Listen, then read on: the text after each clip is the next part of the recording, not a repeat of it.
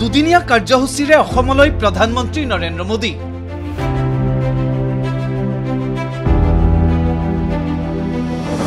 সুধাকণ্ঠৰ জন্ম শতবাৰ্ষিকী অনুষ্ঠানত অংশ ল'ব প্ৰধানমন্ত্ৰীয়ে। 1000 শিল্পীয়ে গাব ডক্টৰ ভূপেন হাজৰিকাৰ 14টাকৈ গীত।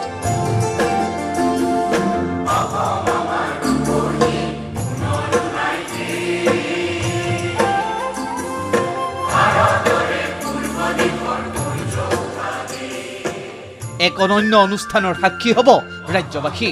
সুধাকণ্ঠৰ গীতেৰে মুখৰিত হ'ব খানাপাৰা খেলপথাৰ।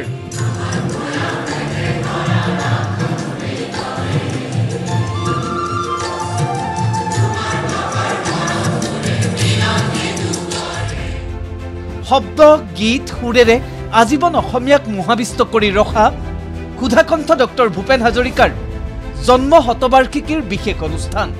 বিশ্বজনীন খ্যাতিৰে অসমবাসীক গৌৰৱান্বিত কৰা ভাৰতৰত্ন গৰাকীৰ জন্ম শতবাৰ্ষিকী বছৰজোৰা কাৰ্যসূচীৰে পালন কৰিব অসম চৰকাৰে। সুধাকণ্ঠৰ অমৰ সৃষ্টিৰ সমাহাৰেৰে শনিবাৰে খানাপাৰা পশু চিকিৎসা মহাবিদ্যালয় খেলপথাৰত কৰা হৈছে বিশাল আয়োজন।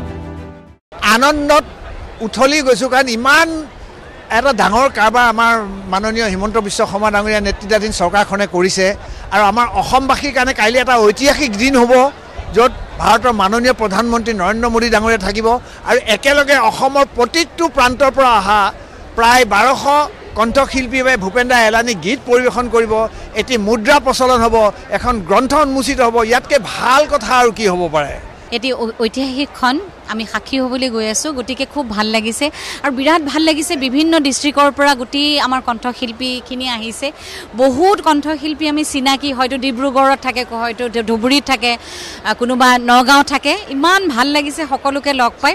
এক সুন্দৰ মুহূৰ্ত আমি পাৰ কৰিছোঁ এতিয়াই, আৰু কাইলৈতো আৰু ভাল লাগিব। অসম চৰকাৰৰ উদ্যোগত ভাৰতৰত্ন গৰাকীলৈ শ্ৰদ্ধা জনাই আয়োজন কৰা হৈছে সুধাকণ্ঠৰ জন্ম শতবাৰ্ষিকীৰ অনুষ্ঠান, য'ত উপস্থিত থাকিব দেশৰ প্ৰধানমন্ত্ৰী নৰেন্দ্ৰ মোদী। সেয়ে খানাপাৰা খেলপথাৰত দেখিবলৈ পোৱা গ'ল আৰক্ষীৰ কটকটীয়া নিৰাপত্তা বেষ্টনী। এই অনুষ্ঠানতে প্ৰধানমন্ত্ৰীৰ সন্মুখত ৰাজ্যৰ 1000 শিল্পীয়ে গাব সুধাকণ্ঠৰ 14টাকৈ গীত। এই অনুষ্ঠানত মাননীয় প্ৰধানমন্ত্ৰী ডাঙৰীয়াই ভূপেন দাৰ নামত তেখেতৰ স্মৃতি বিজড়িত এটা মুদ্ৰা, 100 টকাৰ এটা মুদ্ৰা উন্মোচন কৰিব। ভূপেন দাৰ জীৱনৰ ওপৰত ৰচিত এখন গ্ৰন্থ, ভাৰতৰ বিভিন্ন ভাষালৈ অনুদিত হ'বলগীয়া এখন গ্ৰন্থ তেখেতে উন্মোচিত কৰিব। অহা কাইলৈৰ অনুষ্ঠানত অসমৰ বিভিন্ন প্ৰান্তৰ পৰা আমি আমন্ত্ৰণ জনোৱা বিভিন্ন প্ৰজন্মৰ শিল্পীসকলে ভূপেন দাৰ 14টা কালজয়ী গীত ইয়াতে সমবেত সংগীতত পৰিৱেশন কৰিব। খানাপাৰাৰ অনুষ্ঠানতে প্ৰধানমন্ত্ৰীয়ে উন্মোচন কৰিব ডক্টৰ ভূপেন হাজৰিকাৰ 100 টকীয়া বিশেষ স্মৃতি মুদ্ৰা। লগতে সুধাকণ্ঠৰ জীৱনী বিষয়ক এখন গ্ৰন্থ উন্মোচন কৰিব প্ৰধানমন্ত্ৰীয়ে। পৰৱৰ্তী সময়ত এই গ্ৰন্থ প্ৰকাশ কৰি দেশৰ সকলো মহাবিদ্যালয় বিশ্ববিদ্যালয়লৈ প্ৰেৰণৰ সিদ্ধান্ত ৰাজ্য চৰকাৰৰ। সুধাকণ্ঠৰ জন্ম শতবাৰ্ষিকী অনুষ্ঠানৰ পাছতে নিশাটো কইনাধৰৰ ৰাজ্যিক অতিথিশালাত কটাব প্ৰধানমন্ত্ৰীয়ে। তাৰ পাছতে 14 ছেপ্টেম্বৰত মঙলদৈত প্ৰধানমন্ত্ৰীগৰাকীয়ে সম্বোধন কৰিব বিশাল জনসভা, য'ত 3টাকৈ গুৰুত্বপূৰ্ণ আধাৰশিলা স্থাপন কৰিব নৰেন্দ্ৰ মোদীয়ে। ব্ৰহ্মপুত্ৰ নদীৰ ওপৰত কুৰুৱা নাৰেংগী সংযোগী দলং, গুৱাহাটীৰ ৰিং ৰোডৰ লগতে মঙলদৈত স্থাপন হ'বলগীয়া দৰং মেডিকেল কলেজৰো আধাৰশিলা স্থাপন কৰিব প্ৰধানমন্ত্ৰীয়ে। অকল দৰংবাসী বুলিয়ে নহয় যে এখন মেডিকেল কলেজৰ এটা হয়তো সপোন আছিল, আৰু এই মেডিকেল কলেজখন আমাৰ একদম মঙলদৈ টাউনৰ ওচৰতে, হাইৱে ওচৰতে। ইমান সুন্দৰ এটা পৰিৱেশত মেডিকেল কলেজ এখন আমাক দিব, লগতে এখন নাৰ্ছিং কলেজ আৰু কুৰুৱা নাৰেংগী যি ৰোড আৰু লগতে ৰিং ৰোড, এনেধৰণৰ বিভিন্ন কেইবাটাও আঁচনিৰ ইয়াত শুভাৰম্ভ কৰিব।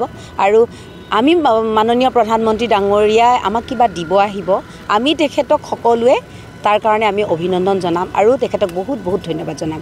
আৰু ইয়াৰ পাছতে নুমলীগড়ত প্ৰধানমন্ত্ৰীয়ে মুকলি কৰিব জৈৱ শোধনাগাৰ। ব্যুৰো ইনপুটৰ সহযোগত ভিডিঅ' জাৰ্নেলিষ্ট ৰূপম ভাৰদ্বাজৰ সৈতে প্ৰাঞ্জিত চুতীয়াৰ ৰিপৰ্ট, ND24।